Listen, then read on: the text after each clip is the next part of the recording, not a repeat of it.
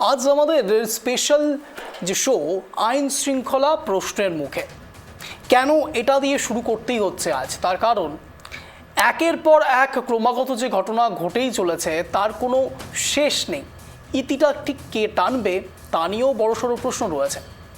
পুলিশমন্ত্রী মুখ্যমন্ত্রী মমতা বন্দ্যোপাধ্যায়, তার অনুচর যারা রয়েছেন, অর্থাৎ অনুচর বলা ভুল, তার আন্ডারে যারা যারা কাজ করেন তারা প্রত্যেকে ন্যায়, নিষ্ঠা, শান্তির কথা বলার চেষ্টা করেন।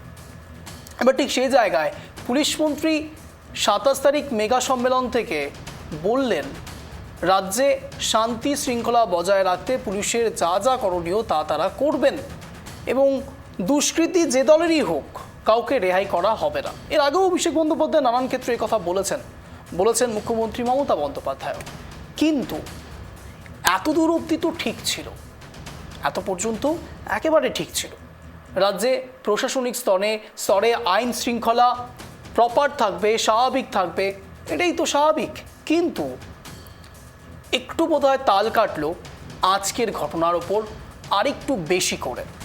দেখুন, মালদার ঘটনা আপনারা জানেন, বিভিন্ন জায়গায় রাজ্যের বিভিন্ন স্তরে ধর্ষণ থেকে শুরু করে শ্লীলতাহানি থেকে শুরু করে নানান প্রসঙ্গ আপনারা জানেন। কিন্তু গত কয়েক মাস ধরে একটি নতুন ট্রেন্ড এসছে বাংলায়। কি বলুন তো? পালিয়ে যাওয়ার ট্রেন্ড। এবং সেই ট্রেন্ডে আপাতত সাধারণ মানুষের মধ্যে যতটা ভয় ধরেছে, ঠিক তেমনই রাজনৈতিক মহল এবং প্রশাসনিক মহলেও প্রশ্ন উঠতে শুরু করেছে যে এই দুষ্কৃতীরা এতটা বাড়বাড়ন্ত কী করে পৌঁছচ্ছে, কী করে তাদের এত সাহসী বা বাড়ছে। ঠিক যেমন আজকের এই চোপড়ার ঘটনা। পুলিশ গেলেন তৃণমূল আশ্রিত নেতার কাছে কিংবা তৃণমূল নেতার কাছে, সরাসরি তাকে যখন ধরলেন,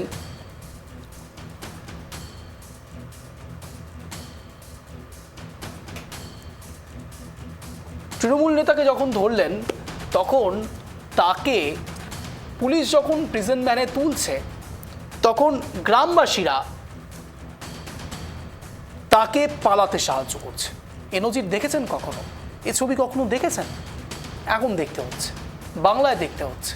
কেন দেখতে হচ্ছে আমরা জানি না, অথচ বারবার পুলিশমন্ত্রী মুখ্যমন্ত্রী মমতা বন্দ্যোপাধ্যায়, তৃণমূলের সেকেন্ড ইন কমান্ড, বারংবার বলছেন আইন শৃঙ্খলাকে অবশ্যই সুদৃঢ়ভাবে দেখছে পুলিশ প্রশাসন। দেখুন, প্রত্যেকটি ঘটনাকে যদি একটু পরপর এক সরলরেখায় রাখা যায় তাহলে অনেকের মধ্যে নানান প্রশ্ন তৈরি হতে পারে। কিন্তু আমাদের প্রশ্ন অত্যন্ত স্পেসিফিক। একদিকে বলা হচ্ছে চোর চুরি করবেন না, অন্যদিকে যার বাড়িতে চুরি হবে তাকে সজাগ থাকার কথা বলা হচ্ছে। এই যে বিষয়টি, এটা রাজ্যে হয়তো বেশি পরিমাণে ঘটছে, নইলে এই বাড়বাড়ন্ত কী করে এত বাড়ছে? চোপড়ার বিধায়ক আজ সরাসরি বলছেন তিনি কোনো চোর বা ডাকাত তো নন, তিনি একজন তৃণমূল নেতা, অর্থাৎ কার্যত তাদের অনুচরকেই ধরেছে পুলিশ। এটা একেবারে সুস্পষ্ট। কিন্তু আরও একটা প্রশ্ন রয়েছে এখানে। তৃণমূল নেতাকে পুলিশ ধরছে কোনো রকম ওয়ারেন্ট ছাড়া।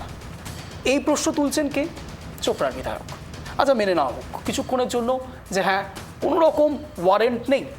আচ্ছা, ওয়ারেন্ট যদি না থাকে, পুলিশ যখন তার বাড়িতে তল্লাশি করছে তখন সেখানে কি করে আগ্নেয়াস্ত্র থেকে শুরু করে ধনুক পাচ্ছে বা সামগ্রিক এরিয়াতে ঘুরে এই ধরনের অস্ত্রাদি কী করে পাওয়া যাচ্ছে?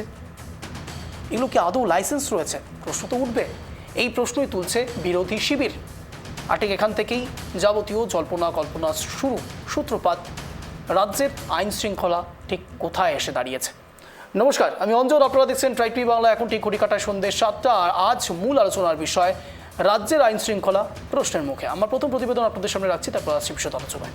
দেখুন,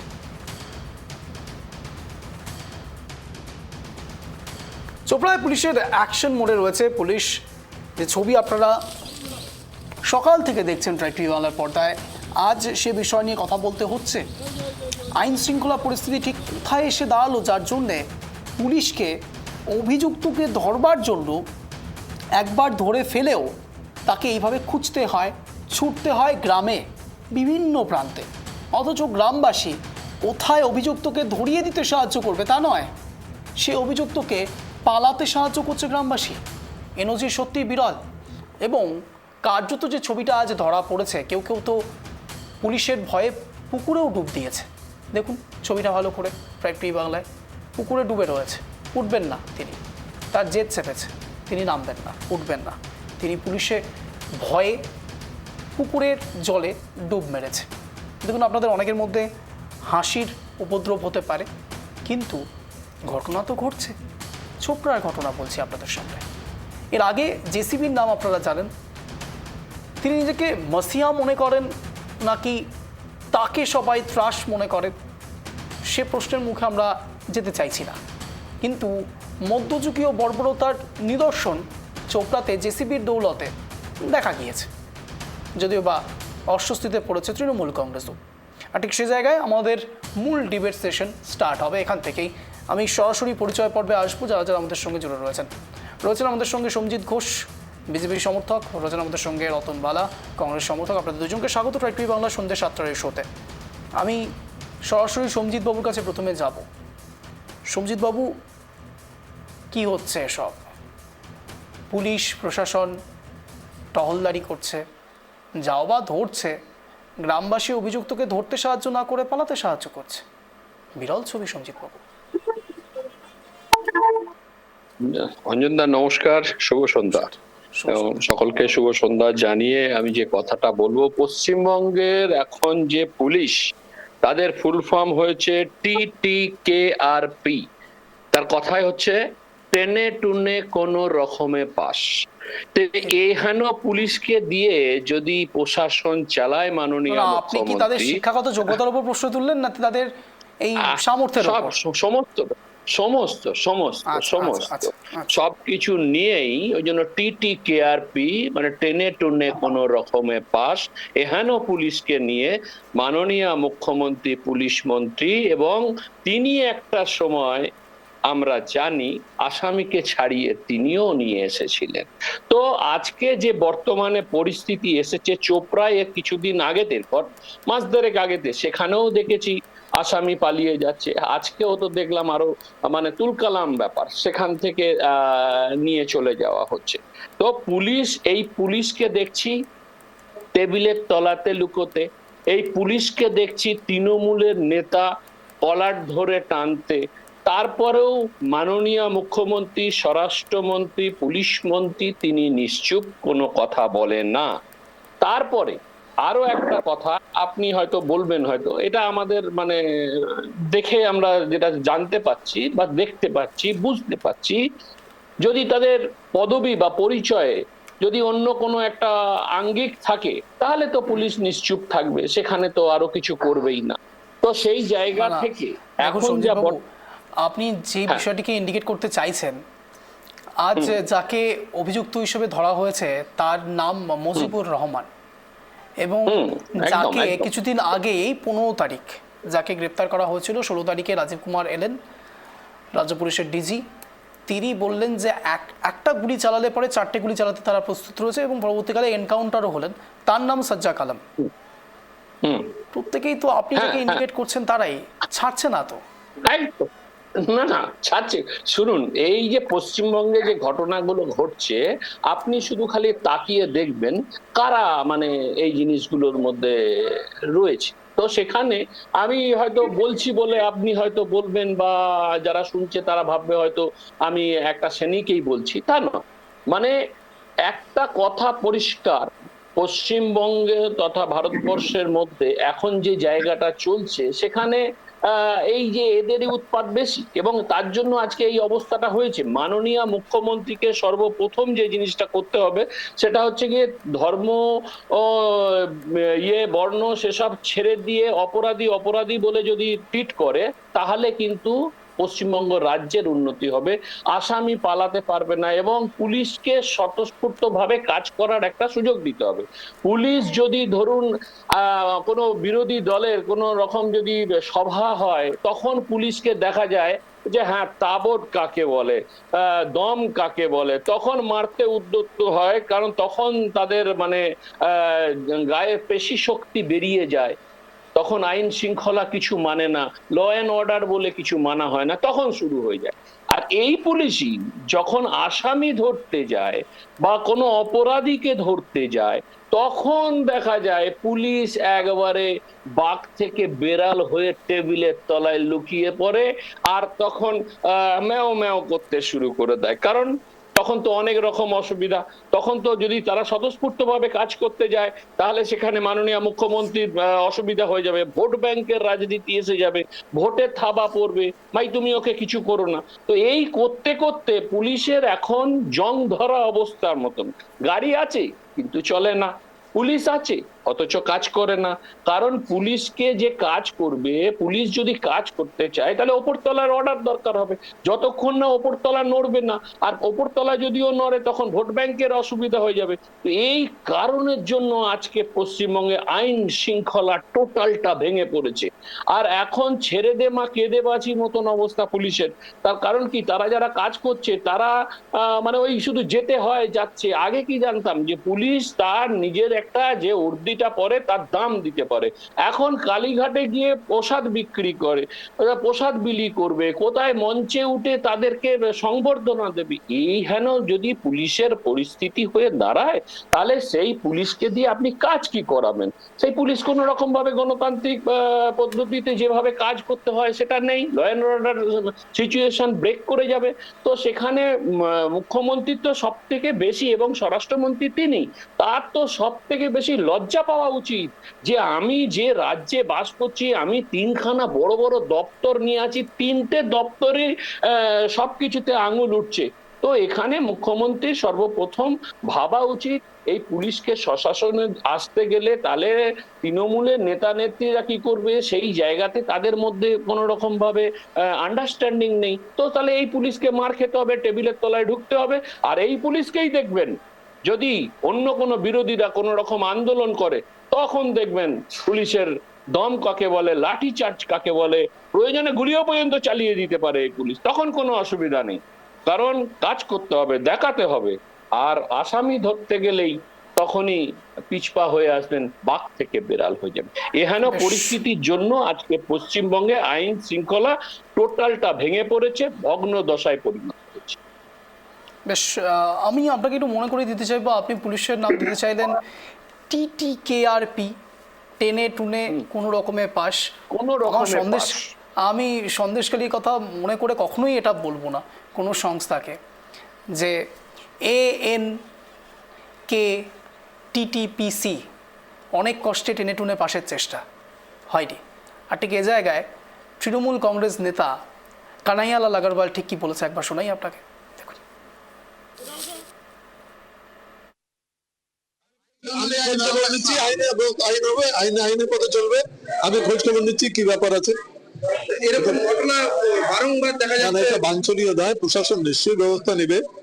আর খোঁজ খবর নিয়ে বিস্তারিত ভাবে আপনারা যেটা বললেন আমি খোঁজ নিব। 15 ফেব্রুয়ারি এরকমই ঘটনা ঘটেছিল, সেখানে ডিজি আসার মতো পরিস্থিতি হয়ে গেছিল, পুলিশের উপরে গুলি চলেছিল। এই পিজা ভ্যান থেকেই কিন্তু পালিয়েছিল সাজ্জাদ, এবং তারপরে আবারও সেটা আবার ধরা পড়েছে, সেটা ধরা পড়েছে সাজ্জাদ মারাও গেছে পুলিশকে গুলি করতে গিয়ে। তো হয়েছে, ঘটনা হয়েছে, ঘটনা যেটা হচ্ছে তদন্ত হচ্ছে, পুলিশ ব্যবস্থা নিচ্ছে। তদন্ত হচ্ছে, পুলিশ চেষ্টা করছে। আমি ঠিক এই জায়গায় রতনবাবুর কাছে যাবো। হ্যাঁ বলুন বলুন, সঞ্জিত খালি এক লাইনে একটা কথা নেবো, একটা খালি কথা বলুন। সেটা হচ্ছে গিয়ে, এটা গাল ভরা গপ্প, এটা প্রত্যেকবার শুনি, এবারেও শুনেছি, নতুনত্ব কিছু নেই, এটুকুই বলার, তারপরে বলছি। আচ্ছা রতনবাবু। শুভ সন্ধ্যা আনন্দা, প্রত্যেককে আপনাদের সাহিত্যজীবী যারা আছেন। আজকে যেটা ঘটছে, এর আগেও আপনাদের এই চ্যানেলে করতে গিয়ে বলেছিলাম যে যেভাবে কার্তুজ, পিস্তল, গুলি পাওয়া যাচ্ছে দুষ্কৃতীদের কাছে, সেখানে আপনারা খবর করেছিলেন, তখন আমরা দেখতে পেয়েছি যে সিভিক ভলেন্টিয়ার এবং দোকান থেকে লাইসেন্স প্রাপ্ত বন্দুক, পিস্তল দুষ্কৃতীদের কাছে চলে যাবে।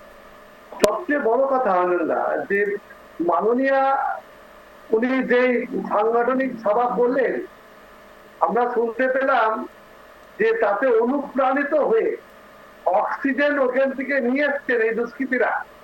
এই অক্সিজেন নিয়ে আসার পরে তাদের অক্সিজেনের সিলিন্ডার থেকে এত পরিমাণে অক্সিজেন তাদের মধ্যে প্রবেশ করে গেছে যে তারা শুরু করে দিয়েছে তাদের উৎপাদন। একজন বলছিলেন, আপনার চ্যানেলে দেখলাম, যে ওখানকার যিনি জনপ্রতিনিধি বলছেন ইনি এমএলএ লোক, যে এমএলএ লোক, কে এমপির লোক, সামনে নির্বাচন আসছে, দখলদারির রাজনীতি আমরা দেখতে পাচ্ছি, বিভিন্ন জায়গায় গোষ্ঠী সংগঠন, এগুলো কোনো ব্যাপার না, এগুলো চলতেই থাকবে। আর পশ্চিম বাংলার মানুষ দেখে দেখে ধরুন অভ্যস্ত হয়ে গেছে। আজকে বলুন তো, গুলি চালাতে চালাতে মস্তানিটা আমরা সিনেমায় দেখতে পাই, যে তারা গুলি চালাতে চালাতে উল্লাস করতে করতে পিস্তল হাতে তুলে নিয়ে গুলি ফায়ার করতে করতে চলে যাচ্ছে। পুলিশ প্রশাসন সেখানে ছোট জগন্নাথের মতো হয়ে আছে। কারণ কি জানেন তো, তিনি পুলিশ দেখছে যে কাকে ধরবো, যাকে ধরবো সেও তৃণমূলের, আর যে অভিযোগ করবে সেও তৃণমূল। অতএব তাদের চাকরি বাঁচানোর জন্য তারা কিন্তু ওই এখন আপনি দেখবেন 2-4 জন অ্যারেস্ট করবে, নেতারা ফোন করবে, আপনাদের চ্যানেল বা বিভিন্ন সাংবাদিকরা খবর করে ফেলেছে, এইটা ধামাচাপা দেওয়ার জন্য 2-4 জনকে তারা এরকম ভাবে অ্যারেস্ট করে দেখাবে যে প্রশাসনের কাজ করতে কেউ রেয়াজ পাবে না, কাউকে ছাড়া হবে না, তারা তাদের মতো কাজ করবে, অন্যায়কারীকে শাস্তি দেওয়া হবে, আমরা প্রশাসনের প্রতি ভরসা রাখবো। এই তো হচ্ছে গল্প। এই একই কথা শুনতে শুনতে বাংলার মানুষের কানে ঝালাপালা পড়ে গেছে। তাই আমি যা বলছি যে মুজিবুর রহমান যাকে যাকে যে মানে আসামি, আজকে আপনি দেখুন ওখানকার এরা বলছে যে ইনি নাকি জনপ্রতিনিধি, ইনি ওখানকার নানা রকম দুষ্কৃতি কর্মকাণ্ডের সাথে যুক্ত ছিল। আজকে মাননীয়া এই দায় এড়াতে পারেন? উনি আজকে ওখান থেকে যেটা বললেন যে আপনারা ফিরে যান, আপনারা বুথে গিয়ে কাজ করুন, স্বতন্ত্র প্রহরীর মতো সামনের নির্বাচনে আমাদেরকে জিততেই হবে, সেই ব্যবস্থা করেন। তাহলেই হলেন না, সামনে যে নির্বাচন কি হতে চলেছে তার নমুনা আমরা দেখতে পাচ্ছি আপনাদের এই চ্যানেলের মধ্যে দিয়ে আপনারা দেখাচ্ছেন। এদিকে একটা জিনিস পরিষ্কার যে পশ্চিম বাংলায় যে আইনের শাসন, এর আগেও আমরা বারবার বলেছি, এখন তো একদম আপনাদের চোখের সামনেই আমরা দেখতে পাচ্ছি। না হলে এইভাবে পুলিশের ধরছে তাকে এবং সে পিস্তল বের করে গুলি চালাতে চালাতে পুলিশকে ভয় রেখেছে, পালিয়ে যাচ্ছে। বেশ বেশ, এই জায়গায় আমি সুজন চক্রবর্তী ঠিক কি জানিয়েছে একবার আপনাদের সামনে রাখি, তারপর আসছি। দেখুন,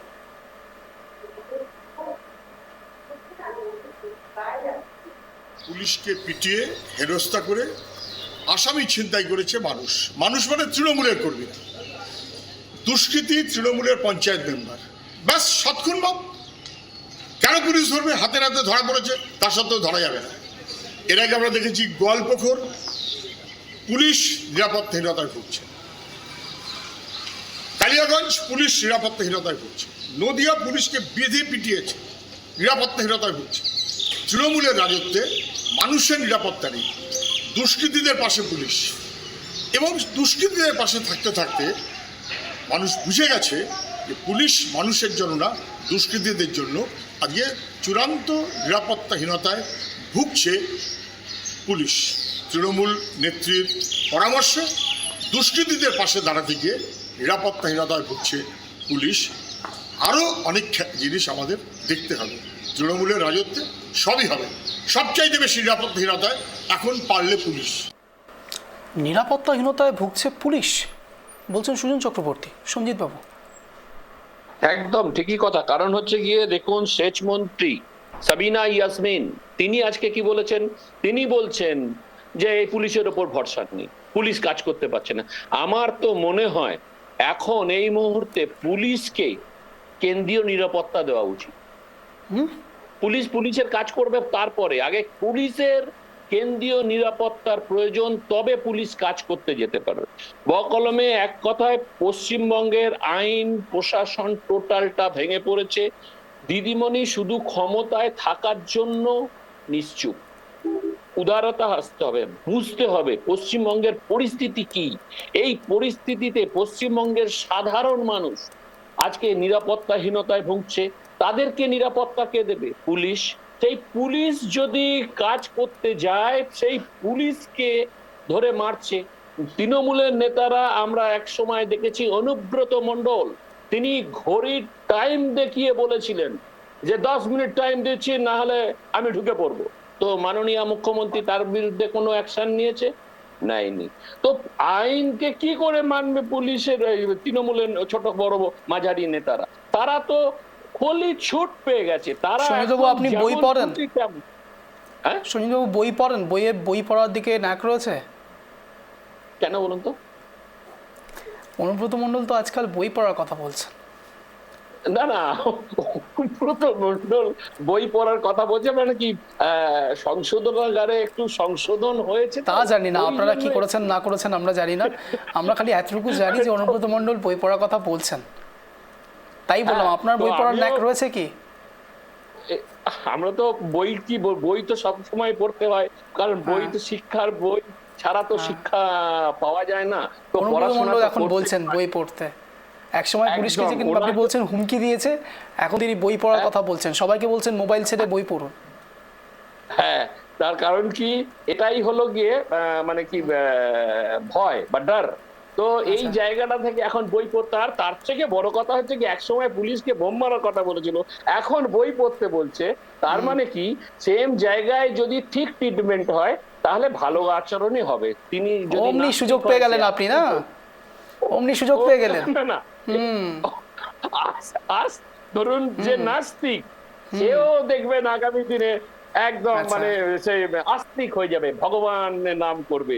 তো সেখানে বলবেন ভগবানের নামেতে কি স্বাদ, সেটা বলবে। তো এখন পশ্চিমবঙ্গে এই অবস্থা থেকে বাঁচতে গেলে, আমি একটা জিনিস সাধারণ মানুষ হিসেবে বলছি, সেখানে দেখুন বাঁচতে গেলে এই সরকারের পতন দরকার আছে এবং নতুন সরকার আসতে হবে। আইন শৃঙ্খলা কাকে বলে তাকে শেখাতে গেলে এবং পশ্চিমবঙ্গ মানুষকে যদি সাধারণভাবে নিরাপত্তা দিতে পারে, সে একমাত্র ভারতীয় জনতা পার্টি। উত্তরপ্রদেশের একটি ঘটনা শুনেছেন আজকে? উত্তরপ্রদেশের একটি ঘটনা নিশ্চয়ই আপনার মনে থাকবে। এক মহিলা এবং তার বাড়ির লোকেরা তাকে উত্তম মধ্যম পিটিয়েছেন জাস্ট বিকজ অফ সে আইনের দ্বারস্থ হয়েছেন। ইউপির ঘটনা, আপনি আইন শৃঙ্খলার কথা বলছেন যে আপনারা এলে আইন শৃঙ্খলা আরো ভালো হবে। ইউপির অবস্থা কি? দেখুন, ছোট্ট একটা সামান্য সেই একটা ব্যাপার। আর উত্তরপ্রদেশ, আপনারা তৃণমূলের থেকে আলাদা কোথায় হলেন? তৃণমূল কংগ্রেসও বলে না না যে এটা বিক্ষিপ্ত ঘটনা, আপনিও বলছেন এই ছোট ছোট বিষয় বিক্ষিপ্ত ঘটনা, আলাদা কি? তাহলে কিন্তু কংগ্রেসের কথাই সেখানে শিরোনাম দিতে হবে, মানে শিলমোহর দিতে হবে, যাহাই তৃণমূল তাহাই বিজেপি। না না, আমার না একটা জায়গায় খুব ভালো লাগে যে কথায় কথায় না মানুষ উত্তরপ্রদেশ চলে যায়। তো এর কারণ রয়েছে, না এর কারণ আছে। এর কারণটা আমি একটু আপনাকে স্পেসিফিক্যালি বলি। আপনি ইউপিতে ভালো কাজ করুন খারাপ কাজ করুন, ইউপির উদাহরণ এই জন্যই আসে, খুব প্রথাগতভাবে ইউপিতে যিনি বসেন তিনি সরাসরি ভারতের মসনদে বসেন। খুব স্বাভাবিক ব্যাপার, সেই ইউপি রাজ্যটা অত্যন্ত স্পেসিফিক রাজ্য এবং অত্যন্ত ইম্পর্টেন্স রয়েছে, তাই জন্য ইউপির সঙ্গে যাবতীয় রাজ্যকে তুলনা করা হয়, বাংলার সঙ্গেও করা হয়। আপনিও বাংলায় থাকেন, গর্ববোধ নিশ্চয়ই আপনারও আছে। What Bengal things today, India things tomorrow. একদম শুনুন, বাংলায় থাকি যেমন গর্ববোধ আছে, ঠিক তেমনি ভারতবর্ষে আমি অঙ্গরাজ্যে একটা রয়েছি, তাতেও একটা গর্ববোধ আছে। কারণ আমাদের একটা ব্যাপারে সব থেকে বেশি গর্ববোধ করি, যশস্বী প্রধানমন্ত্রী নরেন্দ্র দামোদর দাস মোদীজি যেখানে থাকবে, গর্বে বুক ভেসে উঠবে একদম। এইরকম প্রধানমন্ত্রী, আর আমরা চাই যোগীজির মতন এই রাজ্যে একজন মুখ্যমন্ত্রী হোক, যে মুখ্যমন্ত্রী মানে আদর্শিত হবে। প্রত্যেকটা মানুষ বুঝতে শিখবে, যে বলতে শিখবে যে হ্যাঁ, তাকে দেখে শেখো, এগিয়ে চলো বন্ধু, এগিয়ে চলো। আচ্ছা, মানে যিনি যে মানে যদি মহাকুম্ভে কোনো কারণে জলের মধ্যে কোনো ব্যাকটেরিয়া পাওয়া যায় এবং যিনি বলেন যে ব্যাকটেরিয়া কোথায়, একেবারে শুদ্ধ জল যিনি বলেন, তার মতো মানে তাকে দেখে শিখবো আমরা। অর্থাৎ সায়েন্সকে আপনি পুরোপুরি আলাদা করে দিতে চাইছেন সঞ্জিত বাবু। না না না, আমি একটা কথা বলি, এই প্রসঙ্গে যদি এক লাইন একটু বলার সুযোগ দেন তাহলে নিশ্চয়ই আমি বলার সুযোগ আপনাকে দিচ্ছি। রতনবাবু কিন্তু বোর হচ্ছে না, রতনবাবু বেশ এনজয় করছেন বিষয়টা, বলুন। না না, কথাটা শুনুন। এই যে 26শে ফেব্রুয়ারি অব্দি এই ছিল, তো ব্যাকটেরিয়া নিয়ে এত লাফালাফি, আমি একটা জায়গাও বলেছি, সেখানে হচ্ছে কি ব্যাকটেরিয়া নিয়ে, এরপরে ব্যাকটেরিয়া নিয়ে ভাবুন। প্রচুর সময়, 12 বছর। কিন্তু গঙ্গার এমনই একটা গভীরতা, গঙ্গার এমনই একটা প্রেম মাধুর্য, সেই গঙ্গা জলে ব্যাকটেরিয়া কি, গঙ্গায় ডুব দিলেই মনের মধ্যে একটা আদর্শ, মা গঙ্গা, মা গঙ্গা, মা গঙ্গা। এবং মহাকুম্ভে যারা ডুব দিয়ে এসেছে আর যারা যেতে পারেনি, তারাও ভাবছে আমি কেন গেলাম না। মানে আপনি কি ভাবছেন, এত আপনি গিয়েছেন? সুন্দর। কে? আমি যেতে পারিনি, কারণ এই রে। যেতে পারিনি তার মানে একটা জিনিস, আপনি আমার কোনো এক জায়গায় একটু অনুতপ্ত বোধ হচ্ছেন, তাই ভাবছেন যে মানুষ, সব মানুষ অনুতপ্ত বোধ হচ্ছে। হ্যাঁ সঞ্জিত বাবু, না, ব্যাপারটা আপনি কি হাসছেন জানেন মানে তো? তো নিশ্চয়ই আপনি এটা বিশ্বাস করেন। হ্যাঁ না না, গঙ্গায় এই মহাকুম্ভে দেখুন, মহাকুম্ভে এত মানুষ স্নান করেছে, কারোর কেউ কিন্তু বলছে না, কিন্তু কারা বলছে? নিন্দুকেরা। নিন্দুকেরা বলবেই। তবে হ্যাঁ, একটা কথা কি, নিন্দুকের মুখে ছাই দিয়ে দুর্বার গতিতে এগিয়ে গেছে মানুষ, এবং মহাকুম্ভে স্নান করেছে 56 থেকে 60 কোটি মানুষ। তো সেই জায়গার পর গর্ভে বুক ভেসে ওঠে। এবং যারা বলে যে মহাকুম্ভে যাবেন না, তারা আজকে ভাবছে আমরাও চলে যেতে পারি। আর যারা বলেছিলেন, তাদের দলেরও সবাই গিয়ে টুকটুক টুকটুক করে ডুব মেরেছে আর বলেছে মহাকুম্ভ জিন্দাবাদ। কিন্তু তারপরে এখানে এসে অনেক কথা হয়তো বকাবকিতে বলেছে, কিন্তু যেতে তাদেরকেও হয়েছে। না না, আপনি যার কথা বলছেন সে তো অনেক সময় অনেক কিছুই বলে থাকে। আপনি কাঞ্চন মল্লিকের কথা বলছেন হয়তো। যাই হোক, আমি সরাসরি এখানে রতনবাবুর কাছে যাব। রতনবাবু বলুন। দেখুন সঞ্জীব বাবু উনি বললেন ঠিকই আছে, মহাকুম্ভটা তো আর বিজেপি পার্টির স্থান নয়। উনি বোঝানোর চেষ্টা করছেন যে ওখানে গেলে আর কি মানে ওয়াশিং মেশিনের মতো আর কি, মানে বিজেপিতে মানে গায়ে একটু বিজেপি ভাব হয়ে যাবে। না না রতনবাবু, আপনি তো এটাতে সৌভাগ্য বলুন আমাদের, যে অন্তত মা গঙ্গার নামটা মা গঙ্গা বলেছে, সেখানে আবার কিছু যোগী টোগী অ্যাড করে দেওয়া হয়নি, সেটা বলুন। না সেটা একদমই না। মহাকুম্ভ দেখুন, আমাদের হিন্দু ধর্মে যারা আমরা মানে আছি মানুষ, আমাদের সবারই মনে ইচ্ছা যে তবু একটা পবিত্র স্থানে নিশ্চয়ই, একেবারে সকলেই গেছে, ঠিক। সবাই যাবে। হ্যাঁ, কিন্তু ব্যাপার হচ্ছে যে এতো আজকে নতুন হচ্ছে না, এ হতেই আছে, দিনে দিনে আরো বাড়বে, আগামী দিনে আরো বাড়বে, সেটা ব্যাপার না। কিন্তু অর্জুনদা, উনি মাননীয়া যিনি মানে ভাবছেন যে সেদিনকার ওনার বক্তব্যে উনি যেভাবে একটা কথা বলেছেন, আমি আপনাদের চ্যানেলে না বলেই পাচ্ছি না, উনি একটা কথা বলেছেন যে ওই আপনার 14 তারিখ ছুটি, 13 তারিখ ছুটি নিয়ে উনি বলেছেন সাবে বারাতের ছুটি একদিন, আর একদিন বলেছেন উনি যে ওই পঞ্চানন বর্মার জন্মদিন উপলক্ষে ছুটি। তো যারা পঞ্চানন বর্মার ভোট নিতে চান তাদের জন্মদিন তাদেরকে পালন করতে হয়, অমুক বলেছেন। কিন্তু খুব একটা মানে কি বলবো, উনি না বললেই পারতেন। উনি বলেছেন ইলেকশনের সময় মতুয়া আর ইলেকশন চলে গেলে ফতুয়া, মানে মতুয়াদের সাথে ফতুয়া কথাটা উনি লাগিয়ে দিয়েছেন। তার মানে এই যে মতুয়া সমাজের যারা, আমাদের মতো যারা প্রচুর মতুয়া সমাজের যারা মানুষ আছেন, উনি আজকে ওনার ঝোলা থেকে বেড়ালটা বের করে ফেলেছেন। দেখুন অর্জুনদা, আমরা যারা মতুয়া সমাজের বা মতুয়া সমাজের যে সমস্ত মানুষ আছেন, তারা কিন্তু তাদের আবেগ, তাদের ভালোবাসা, তারপরে উনি আবার সেই জায়গাটাকে রিকভারি করার জন্য বলছেন যে আমরা মতুয়া মাকে সম্মান করি, ভালোবাসি। আমি মেনে নিলাম যে আপনি সম্মান করেন, ভালোবাসেন, কারণ আপনার তো কৃতজ্ঞতা থাকা দরকারই আছে। কারণ আপনি যখন অনশন করেছিলেন, আমাদের কিন্তু বড় মা গিয়ে আপনার অনশন ভাঙানোর চেষ্টা করেছিলেন, তার জন্য আপনি তার প্রতি কৃতজ্ঞতা জানান, যাই জানান। কিন্তু ইলেকশনের সময় মতুয়া আর ইলেকশন চলে গেলে ফতুয়া, এই ফতুয়া শব্দটা আপনি কেন প্রয়োগ করলেন? কেন আপনি ফতুয়া কথাটা বললেন? এটা আপনি না বললেই পারতেন। আমাদের মতো কোটি কোটি যারা মতুয়া সমাজের মানুষ আছে, তাদের কিন্তু ভাবাবেগে উনি আঘাত করেছেন। আজকে বলুন তো, মতুয়ারা সিপিএম বলুন, কংগ্রেস বলুন, বিজেপি বলুন, তৃণমূল বলুন, সমস্ত রাজনৈতিক দলের সম্বন্ধে কিন্তু কোনোদিন মতুয়ারা কোনো একটা বাজে কথা বলেননি। মতুয়া একটা ধর্মের সমাজের মানুষ, সম্প্রদায়ের মানুষ, তারা কিন্তু কখনো সিপিএম কেও গালাগালি করে না, তৃণমূলকেও গালাগালি করে না, বিজেপিকেও গালাগালি করে না, কংগ্রেসকেও গালাগালি করে না। তারা একটা সম্প্রদায়। আপনি ফতুয়া শব্দটা তার সাথে বারবার জুড়ে দিয়ে তাদেরকে ছোট করে দেখানোর একটা চেষ্টা করেছেন। কারণ মতুয়ারা মতুয়াদের আমাদের আমি জানি অনেক একটু বলতে দিন, আমি জানি যারা নিশ্চয়ই। আমাদের গুরুচাঁদ ঠাকুর, হ্যাঁ গুরুচাঁদ ঠাকুর বলেছেন যে ব্রাহ্মণ্যবাদের যে ব্রাহ্মণ্যবাদের যে নীতি বা যেগুলো আছে তাদের বিরুদ্ধে কিন্তু আমাদের লড়াই, আমাদের ধর্মীয় ভাবে হোক আমাদের কিছু আছে যে তাদের খুঁটি নাটি যাক যোগে এইটা কিন্তু আমরা নবসূত্র জাতি বলুন বা মতুয়া সমাজে তাকে কখনোই প্রাধান্য দেয় না গুরুচাঁদ ঠাকুরের নিয়ম অনুযায়ী। কিন্তু উনি আজকে ব্রাহ্মণ, উনি ইসের মধ্যে বলেছে যে তারা কিন্তু এই যে ছোট জাত বা নবসূত্র বা মতুয়া জাত তাদেরকে কিন্তু উনি ওনার জাত উনি চিনিয়ে দিয়েছেন ফতুয়া শব্দটা বলে। আজকে আপনি আচ্ছা বলুন তো, ভারতবর্ষের প্রধানমন্ত্রী নরেন্দ্র মোদী তিনিও তো মথুরা মন্দিরে এসেছিলেন। আজকে সিপিএম পার্টির সুভাষ চক্রবর্তী বলুন, তিনিও মথুরা মন্দিরে এসেছিলেন। অধীর রঞ্জন চৌধুরী মথুরা মন্দিরে গেছিলেন। যারা আছে বিভিন্ন রাজনৈতিক দলে একটা ধর্মীয় স্থানে তারা যেতেই পারে, কিন্তু তিনি ভোটের প্রসঙ্গে কেন এই কথাটা বললেন যে ইলেকশনের সময় মতুয়া আর ইলেকশন চলে গেলে ফতুয়া? ফতুয়া শব্দটার মানে কি? ফতুয়া শব্দটার মানে উনি বলতে চেয়েছেন যে আমরা যারা নবশূদ্র, আমরা যারা পিছিয়ে পড়া মানুষ, আমরা যারা মতুয়া সম্প্রদায়ের মানুষ, তাদের প্রতি ওনার যে ঘৃণা, যে মানসিকতা, উনি যে ব্রাহ্মণ, উনি কিন্তু সেই মানসিকতা নিয়েই কথাটা বলেছে আমার মনে হয়। কারণ দেখুন, একটু ঘাট বাঁধিয়ে দিলাম আর একটু কিছু সংস্কার করে দিলাম, তাহলেই কিন্তু তাদের মন পাওয়া এভাবে যায় না।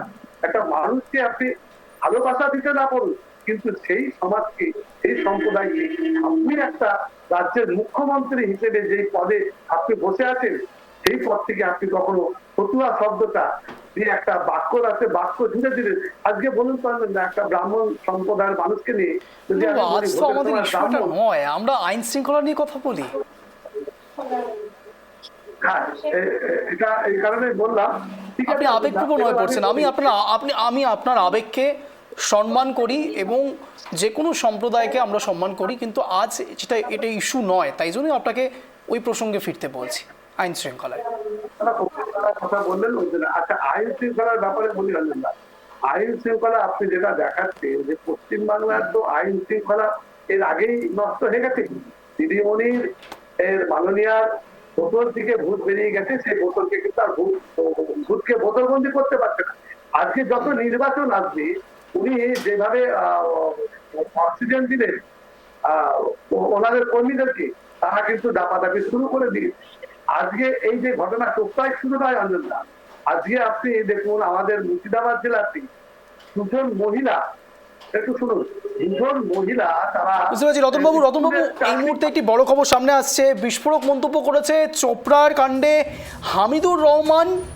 মজিবুরের নামে কোনো কেস ছিল না। কে বলছেন? চোপড়ার বিধায়ক বলছেন। এই মুহূর্তের বড় খবরের দিকে নজর রয়েছে। চোপড়ার বিধায়ক চোপড়া কাণ্ডে ইতিমধ্যেই বিস্ফোরক মন্তব্য করেছেন। এই প্রথম ট্রাইব টিভি বাংলা এই খবর ব্রেক করছে। বিস্ফোরক মন্তব্য চোপড়া কাণ্ডে হামিদুর রহমানের মজিবুরের নামে কোনো কেস ছিল না বললেন চোপড়ার বিধায়ক হামিদুর রহমান, চোপড়ার তৃণমূল বিধায়ক।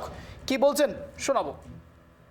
যে ওখানটায় মজিবুর নামে আমাদের একজন এক্স মেম্বার ছিল, পুরাতন মেম্বার, কারণ ওর নামে কোনো কেস কামারি নাই। পুলিশ এসে ওখানটায় ওকে উঠাইছে। ওখানটায় যে একটা সিভিক পুলিশ আছে না, আবুলের সঙ্গে ওর অনেক দিনের শত্রুতা। ওই আবুলেই এগুলো করাচ্ছে আর কি, পুলিশকে ভুল বুঝায় নিয়ে এসে ওকে ধরাইছে। তখন গ্রামের মহিলারা বা কয়েকজন ছিল, ওরা পুলিশের গাড়ি সামনে যায়, বলে যে যদি ওয়ারেন্ট থাকে তো নিয়ে যান, ওয়ারেন্ট না থাকলে কোনো কেস নাই, কেন নিয়ে যাবেন? এই নিয়ে কথাবার্তা পুলিশের সঙ্গে হয়। তারপরে পুলিশ ওকে ছেড়ে দেয়। পুলিশ ছেড়ে দেওয়ার পরে ওই যে মজিবুর ছিল, এই খুব উচ্চবাচ্য বলছিল, ওই মজিবুলের সঙ্গে ওখানকার গ্রামের মেয়েদের ছেলেদের আবুলের সঙ্গে ধস্তাধস্তি হয়েছে। এই নিয়ে পুলিশ এসে একতরফা মার ডাং করে নিরীহ লোকদেরকে পুলিশ উঠাই নিয়ে গেছে। ওর নামে কোনো কেসও ছিল না। বলছে আগ্নেয় অস্ত্রের ব্যবসা করে। আগ্নেয় অস্ত্রের ব্যবসা করে তো কেউ তো কমপ্লেন করেনি। কেউ বা কারা বলেছে? ওই যে সিভিক পুলিশটা আছে আবুল, ওরই কীর্তি এইগুলোর পুলিশকে বুঝাই সুজাই নিয়ে এইভাবে ওকে অশান্তি করাচ্ছিল।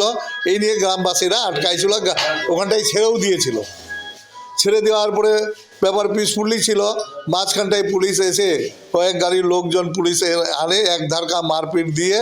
আর যে সাত্তারা আছে সুজালির, এ বলছে যে আব্দুলের ভাই তাইলা এরা বাড়ি যাচ্ছিল, গুলি চালাচ্ছে, গ্রামে ঢুকতে দেয়নি। আব্দুলের ভাইরা তো বাইরে আছে, ওরা তো কোনোদিন গ্রামের দিকে যায়নি। সম্পূর্ণ মিথ্যাভাবে কেসটাকে সাজানোর চেষ্টা করছে। আমরাও বলেছি যে যদি বেআইনি করে থাকে, পুলিশের করে হাত দিয়েছে তো আইনি ব্যবস্থা নিবে। তারপরে এই ধরনের এই দেখতে যে ফাঁকা খোল পালো ওই সাত্তারে জোগাড় করে দিল, বন্দুক সাত্তারে জোগাড় করে দিল, তীর ধন্দুক সাত্তারে জোগাড় করে দিল। যখন পুলিশগুলো ছিল কোনো মেয়ে ছেলের হাতে একটা লাঠি সোটা কিছু ছিল না, আর 10টা মেয়ে ছেলে ছিল, বলেছে পুলিশ ছেড়েও দিয়েছে। তারপরে এগুলোর ঘটনা ওই সিভিক্স পুলিশটা আবুল, সম্পূর্ণ ঘটনা এই আবুল ঘটাইছে। এখনো ওখানে পরিবেশে থমথমে পুলিশ ছিল, পুলিশ এখন চলে গেল। মোটামুটি যে 10-12টা লোককে নিয়ে গেছে এরা সব নিরীহ লোক, এরা কেউ মারডাঙ্গে ওখানটায় যায়নি, অন্যান্য গ্রামের লোকজনদেরকে নিয়ে গেছে। ওরা দেখতে গিয়েছিল এই ঘটনা শোনাতে, এই ধরনের করে পুলিশ একটা ওদেরকে অ্যারেস্ট করেছে। যাই হোক, আমি আইসি সাহেবকেও কথা বলেছি যে নিরপেক্ষভাবে তদন্ত করে দেখেন, যেটা হয় সেটাই করবেন, অযথা গরিব লোকদেরকে হ্যারাসমেন্ট করাবেন না। ও তো গোষ্ঠী কোন্দলের মাস্টার হয়ে আছে, কারণ এখানটায় ঘটনাটা চুটিয়াখর অঞ্চলে, ওর কোনো প্রয়োজন পড়ে না। ও বন্দুকের খোল ছাপে দিল। কে গুলি চালাইছে? আব্দুলের ভাইরা গুলি চালাইছে। আব্দুলের ভাইরা তো বাড়িতেই যেতে পারে না, বাড়ি যায়নি। ঘুরে ফিরে সেই গোষ্ঠীদ্বন্দ্ব। হামিদুর রহমান শুনলেন, চোপড়ার বিধায়ক, তিনিও বলছেন গোষ্ঠীদ্বন্দ্ব অনেক দিন আগে থেকেই রয়েছে। একজনের নামও নিচ্ছেন তিনি প্রকাশ্যে, বলছেন তিনি এই ঘটনার সঙ্গে জড়িত এবং পুলিশ যাদেরকে গ্রেপ্তার করে নিয়ে গিয়েছেন তারা নিরীহ মানুষ, গ্রামের বাসিন্দা। তারা সেই ঘটনার খবর পেয়ে সেখানে গিয়েছিল এবং অবশেষে তারা গ্রেপ্তার হয়েছে। তিনি আইসির সঙ্গে কথা বলেছেন, তিনি নিরপেক্ষ তদন্তের কথাও বলছেন, কিন্তু কার্যত তার মুখে আবারও সেই গোষ্ঠীদ্বন্দ্বের ছাপ। আমি ঠিক এই জায়গায় সঞ্জিতবাবুর কাছে যাবো। সঞ্জিতবাবু এবং রতনবাবু হাত তুলছেন। রতনবাবু বলুন, কিন্তু প্রশ্ন একটি জায়গাতেই থাকবে, সংযোজন একটি জায়গাতেই হবে। আপনি নিজেও শুনলেন চোপড়ার বিধায়ক, আমরা প্রথম এক্সক্লুসিভ ছবি রাখছি, সেটা সরাসরি হামিদুর রহমান বলছেন যে গোষ্ঠীদ্বন্দ্ব অনেকদিন আগে থেকেই ছিল। উনি কিন্তু আনন্দ আরেকটা কথা বললেন, আমি খেয়াল করেছেন কিনা জানি না। উনি বললো আগ্নেয় অস্ত্রের ব্যবসা করে কেউ তো কমপ্লেন করেনি। ও যে আগ্নেয় অস্ত্রের ব্যবসা করে তার জন্য তো কেউ থানাতে কমপ্লেন করে। বলুন তো আন্দোলনটা, মানুষ, সাধারণ মানুষের ঘাড়ে কথা মাথা আছে যে তৃণমূলের নেতাদের বিরুদ্ধে, তৃণমূলের বস্তানদের বিরুদ্ধে, তৃণমূলের লুটেরাদের বিরুদ্ধে কেউ গিয়ে থানাতে কমপ্লেন করে? হিম্মত আছে? হিম্মত নাই, কারণ তারা এলাকাতে আতঙ্কের একটা পরিবেশ তৈরি করে রেখেছে। আজকে উনি বলতে গোষ্ঠী কোন্দলের মাস্টার ছিল এরা, গোষ্ঠী কোন্দলের মাস্টার। তার মানে এখানে অজন্দা যে সামনে যত নির্বাচন এগিয়ে আসবে তত এই ধরনের ঘটনাগুলো বাড়তে থাকবে। কারণ এখানে আবার সিভিক ভলেন্টিয়ারের কথা একটা জুড়ে দিয়েছে, যে এখানে বলেছে সিভিক ভলেন্টিয়ার খবর দিয়ে তাদেরকে পুলিশ নিয়েছে, তার পুলিশের লোকের উপরে এটা করেছে। তার যে লোক কত ভালো ছিল তার সে সুনাম করছে। তার মানে কি তৃণমূল দলটা গোষ্ঠী কোন্দলে একদম জর্জরিত হয়ে আছে।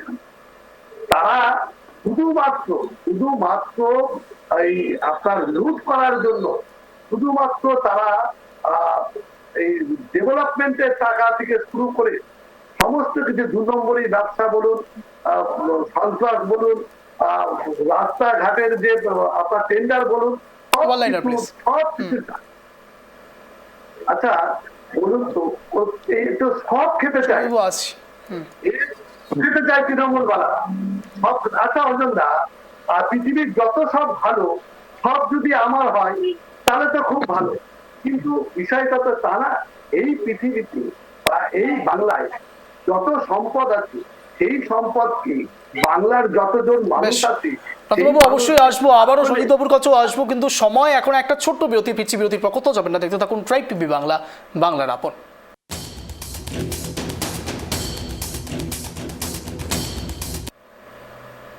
ফিরে এলাম বিরতির পর। মূল আলোচনার বিষয় প্রশ্নের মুখে আইন শৃঙ্খলা। আর ঠিক প্রথমেই আবারও ডিসকাশনে আসবার আগে রাহুল সিনহার সঙ্গে আমরা কথা বলেছিলাম, বিজেপি নেতা, তিনি কি জানাচ্ছেন আমাদের এই বিষয় নিয়ে, শোনো।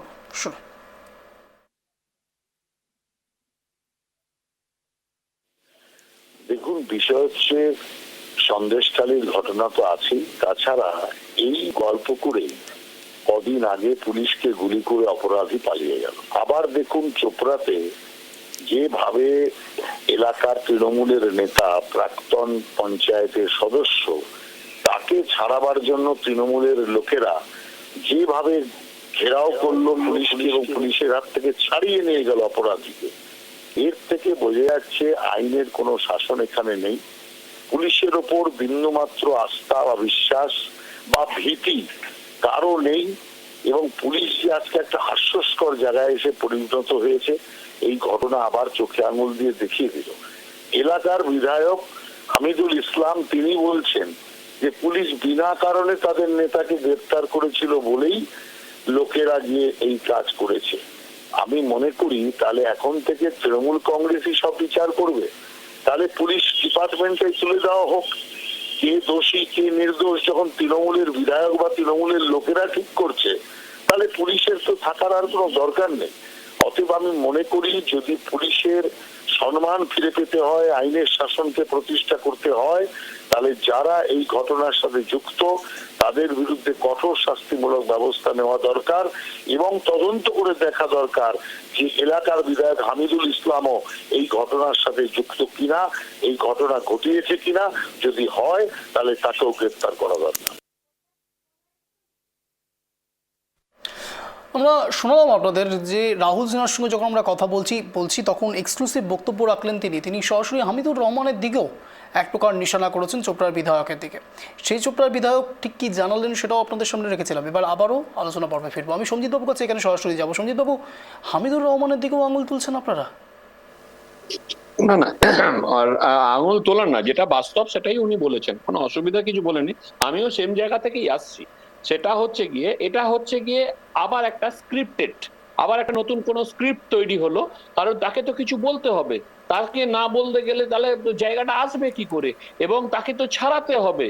ওনারা এখন যেটা দেখেছেন, আগে যেমন গিয়ে ছাড়িয়ে নিয়ে আসতো, এখন বিবৃতি দেবে, তারপরে কি হবে আপনাদের কাছেও পরিষ্কার হয়ে যাবে যে না না ওটা তো কিছু ছিল না। তার জন্যই আগে এই ক্লারিফিকেশন দিতে হচ্ছে, বলতে হচ্ছে। কিন্তু উনি কি এই কথা একবার বললেন যে আইন শৃঙ্খলা যারা রক্ষা করবে তাদের হাত থেকে ক্ষমতা এখন আমাদের হাতে, আমরা যেটা বলবো সেটা হবে, পুলিশ বলে কোনো বস্তুই থাকবে না। আমি আগেও বলেছি, এই পুলিশকে এখন কাজ করতে গেলে, এই পুলিশকে যদি আসামি ধরতে হয় তাহলে কেন্দ্রীয় নিরাপত্তা নিয়ে পুলিশকে যেতে হবে, তবে পুলিশ কাজ করতে পারবে। কারণ এই মুখ্যমন্ত্রীর আন্ডারে থেকে এই পুলিশ কখনো মাথা তুলে দাঁড়িয়ে কাজ করতে পারবে না। হ্যাঁ, একমাত্র পারবে যদি বিরোধী দল হয়, তখন এই পুলিশই বাঘ হয়ে যাবে। না হলে এখন বেড়ালে পরিণত হয়ে গেছে এই পুলিশের, কোন রকম পুরো মেরুদণ্ড সিট দ্বারা পুরো বেঁকে গেছে, কিছু নেই এই পুলিশের। এই পুলিশ দিয়ে প্রশাসন চলতে পারে না। তো সেখানে মাননীয় মুখ্যমন্ত্রী বুঝতে পারছেন এবং তার পতন অবশ্যম্ভাবী সেটাও তিনি জেনেছেন। আর এরপরে তিনি এই যে কাজগুলো করছেন এগুলো তিনি দেখাচ্ছেন, তারপরে বলবেন এ তো বাচ্চা ছেলেরা দুষ্টুমি করেছে, এটা নিয়ে কোনো ব্যাপার নেই, এখানে বক্তব্য তিনি হয়তো কখনো রাখবেন। কিন্তু সাধারণ মানুষ, পশ্চিমবঙ্গের সাধারণ যারা মানুষ, যারা নিরাপত্তাহীনতায় ভুগছে, তাদেরকে নিরাপত্তা কে দেবে? এই পুলিশ তো দিতে পারবে না। তো এখন যে জায়গা হয়েছে, তখন সিভিক পুলিশের নাম বলছে। সিভিক পুলিশটাও তো সেই মাননীয় মুখ্যমন্ত্রী রিক্রুট করা। তো সেখানে তাদের দোষ দিয়ে তো দোষ ঢাকা যাবে না, কারণ তারাও তো অপরাধী এবং তাদেরকেও তো সেই একই জায়গায় নিয়ে যাচ্ছে। তো পুলিশের যদি মেরুদণ্ড ঠিক রাখতে হয়, পুলিশের পোশাকের প্রতি মর্যাদা যদি রাখতে হয়, তাহলে খোলস ছেড়ে বেরোতে হবে, কালীঘাটের পুজো বন্ধ করে। কারণ সাধারণ মানুষের ট্যাক্সের পয়সায় পুলিশের বেতন হয়। আজকে সরকার আছে, কালকে থাকবে না, কিন্তু তারা যদি তাদের যোগ্যতা হারায় তাহলে কি হবে? আগামী দিনে পুলিশকে, এই পুলিশগুলোই যখন অন্যরকম ভাবে কাজ করতে যাবে, লোকের চোখে, বাড়িতেও তো পর্যন্ত তারা সমালোচিত হচ্ছে যে তোমরা কি কাজ করছো। এই জায়গাটাকে ঝেড়ে ফেলে পুলিশকে যদি পুলিশের মতন কাজ করতে হয়, কিন্তু তাহলে কি হলো, মাননীয় মুখ্যমন্ত্রীকেও সদিচ্ছাটাকে নিয়ে আসতে হবে যে হ্যাঁ, পুলিশটাকে তাদের নিজের মতন ভাবে কাজ করতে হবে, তাকে স্বশাসন দিতে হবে, তাকে স্বাধীনতা দিতে হবে। তৃণমূলের গোষ্ঠীদ্বন্দ্ব হোক আর যাই হোক, তাকে ধরতে হবে এবং তাকে গারদে ভরতে হবে। এইখানে যদি ক্ষমতা মাননীয় মুখ্যমন্ত্রী দেখাতে পারেন তবেই পুলিশের উন্নতি। না হলে পুলিশকে আগামী দিন কাজ করতে গেলে কেন্দ্রীয় নিরাপত্তা নিয়ে কাজ করতে হবে। আমি অন্তিম রাউন্ড দিকে যাচ্ছি, আমি রতনবাবুর কাছে যাবো। রতনবাবু বলুন। দেখুন রঞ্জন দা, ব্যাপারটা হচ্ছে যে দেখুন সমস্ত জায়গায় আপনি সমস্ত জায়গায় যদি তৃণমূল পার্টির স্পষ্টতা যদি স্বীকার না করে তাহলে তাদের উপর আক্রোশ নেমে আসছে। আজকে আপনার মুর্শিদাবাদ বহরমপুরের একটা ঘটনা বলি অঞ্জনদা, এক মিনিটে। সেটা হচ্ছে যে দুজন মহিলা, তাদের আত্মীয় স্বজন বাবা মা সেরকম কেউ নেই, তারা পৌরসভার স্কুলে চাকরি করে। শুধুমাত্র তারা কংগ্রেস পার্টির এজেন্ট হয়েছিল ভোটের সময়তে। সেই এজেন্ট হওয়ার অপরাধে তাদেরকে সেই পৌরসভা থেকে তাদেরকে কিন্তু তাদের বেতন বন্ধ করে দেওয়া হয়। বেশ, রতনবাবু আপনার 1 মিনিট স্ট্যান্ড পয়েন্ট রাখার সুযোগ এখন থেকে আনইন্টারাপ্টেড, বলুন। দেখুন অঞ্জনদা, সারা বাংলা জুড়ে সেই অরাজকতা চলছে, সেই অরাজকতা কিন্তু যত নির্বাচন এগিয়ে আসবে তত অরাজকতা বাড়তে থাকবে। কারণ বিভিন্ন জায়গাতে আমরা দেখতে পাচ্ছি যারা কংগ্রেসের এজেন্ট বা কংগ্রেসের যারা আপনার সমর্থক, তাদের উপরেও যেভাবে অত্যাচার নির্যাতন নেমে আসছে শুধুমাত্র কংগ্রেস করার অপরাধে। আমরা বহরমপুরে দেখেছি আমাদের 2 মহিলাকে তারা তাদের চাকরির বেতন থেকে তাদেরকে বঞ্চিত করেছিল, কিন্তু হাইকোর্টের জানানোর পরে হাইকোর্ট তাদেরকে কিন্তু বেতন দিতে বাধ্য করে, তারা বেতন পায়। কিন্তু দেখুন তার আবার প্রতিহিংসার কারণে কিন্তু তাদের বিরুদ্ধে আর একটা মামলা, আর একটা কেস করে দেয়, যে নির্যাতনের একটা শিশু নির্যাতনের কেস দিয়ে দেয়। কোথায় চলেছে এই বাংলা? কেন নিজেকে যারা মা মাটির সরকার বলে, কেন মহিলাদের উপরে আজকে এই ধরনের নির্যাতন, এই ধরনের অনাচার অত্যাচার হবে? বলুন তো, এই বাংলা কোথায় চলেছে আগামী দিনে? এই পাপ সইবে না অঞ্জনদা, পাপ, এত পাপ মাননীয়া যেভাবে পুরাচ্ছেন নিজের ক্ষমতায় টিকে থাকার জন্য, একদিন কিন্তু এর জবাব তিনি পাবেন। কারণ সময়ের টাকা কেউ আটকে রাখতে পারে না অঞ্জনদা, সময়ের টাকা ঘুরবে। তাই যারা এই অত্যাচার অনাচার করছেন তাদেরকে আমরা বলতে চাই, তোমরা এরকম অত্যাচার করো না, মানুষের জন্য তোমরা নেতা হয়েছে, মন্ত্রী হয়েছে, মানুষের কাজ করো, এইভাবে প্রতিহিংসার রাজনীতি করো না। এটাই আমি সঞ্জিত বাবুর কাছে যাবো। সঞ্জিত বাবু, আপনার 1 মিনিট সময় শুরু হচ্ছে এখন, আনইন্টারাপ্টেড, বলুন। হ্যাঁ, দেখুন, গোটা বাংলা লজ্জিত এবং গোটা বাংলা ছিছি করছে। কারণ এই পুলিশ দলদাসে পরিণত হয়েছে, এই পুলিশের কাজ করার ক্ষমতাটা পুরো সংকীর্ণ হয়ে গেছে। তো এখান থেকে বাঁচতে গেলে পুলিশকে পুলিশের পোশাকের প্রতি মর্যাদা দিতে গেলে পুলিশকে এই দলদাস প্রথা থেকে বেরিয়ে আসতে হবে। এবং কিছু ভালো পুলিশ আছে যারা কাজ করতে চায়, আর কিছু পুলিশে হয়ে গেছে এখন দলদাসে পরিণত হয়ে গেছে, যে তাদেরকে বুঝতে হবে।